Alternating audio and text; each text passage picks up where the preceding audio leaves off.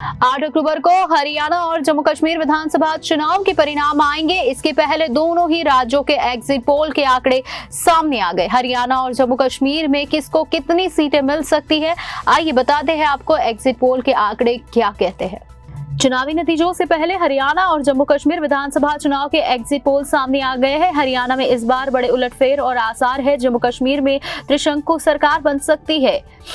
वहीं India TV और axis माई India के एग्जिट पोल के मुताबिक हरियाणा में बीजेपी सत्ता से बाहर होगी। हरियाणा में कांग्रेस की सत्ता प्रचंड बहुमत से बनती दिख रही है।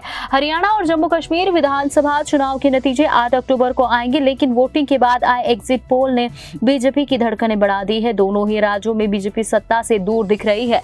रविवार को एग्जिट पोल सामने आए हैं। उन आंकड़ों के अनुसार हरियाणा में कांग्रेस अपने दम पर सरकार बनाती दिख रही है।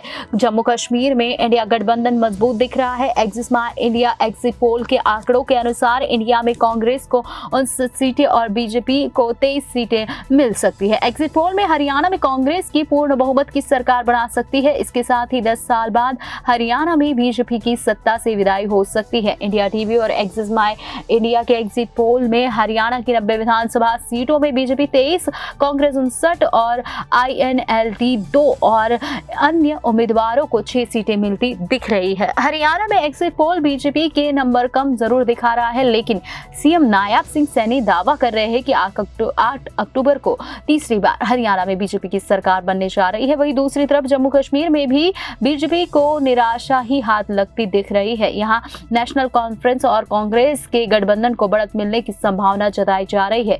इंडिया टीवी और एक्सिट माई इंडिया के एग्जिट पोल में जम्मू कश्मीर के 90 विधानसभा सीटों में से कांग्रेस प्लस NC गठबंधन 40 सीटों पर जीत दर्ज कर सकता है। वहीं बीजेपी 29 और PDP समेत अन्य पार्टियां 21 सीटों पर जीत दर्ज कर सकती है। एक्सिस माई इंडिया में एग्जिट पोल के मुताबिक जम्मू कश्मीर में किसी दल को स्पष्ट बहुमत नहीं है। Congress national conference NC alliance को 35 से 45 सीटें और बीजेपी को 24 से 34 सीटों का अनुमान है।